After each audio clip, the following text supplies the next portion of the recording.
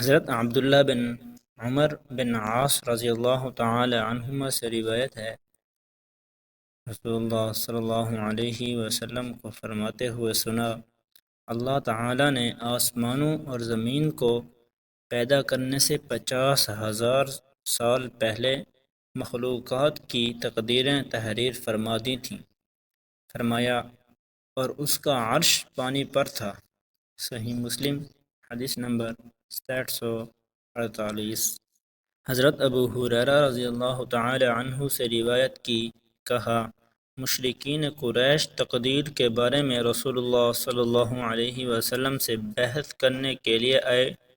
اس وقت یہ آیت نازل ہوئی، جس دن وہ جہنم میں اوندھے منہ گھسیٹتے جائیں گے، کہا جائے گا، دوزخ کا عذاب چکھو، بے شک ہم نے ہر چیز کو طے شدہ مقدار کے مطابق بنایا ہے۔ صحیح مسلم حدیث نمبر 6752۔ حضرت ابن عباس رضی اللہ تعالی عنہما سے روایت کی، رسول اللہ صلی اللہ علیہ وسلم سے مشرکین کے بچوں کے متعلق سوال کیا گیا تو آپ صلی اللہ علیہ وسلم نے فرمایا، اللہ تعالی نے جب ان کو پیدا کیا تو وہ زیادہ جاننے والا ہے کہ وہ کیا عمل کرنے والے تھے۔ صحیح مسلم حدیث نمبر 6365۔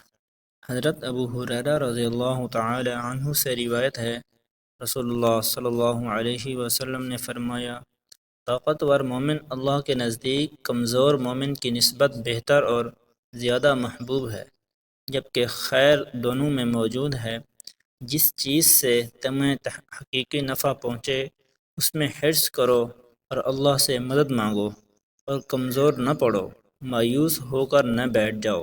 اگر تمہیں کوئی نقصان پہنچے تو یہ نہ کہو، کاش میں اس طرح کرتا تو ایسا ہوتا، بلکہ یہ کہو، یہ اللہ کی تقدیر ہے، وہ جو چاہتا ہے کرتا ہے، اس لیے کہ حسرت کرتے ہوئے کاش کہنا شیطان کے عمل کے دروازے کو کھول دیتا ہے۔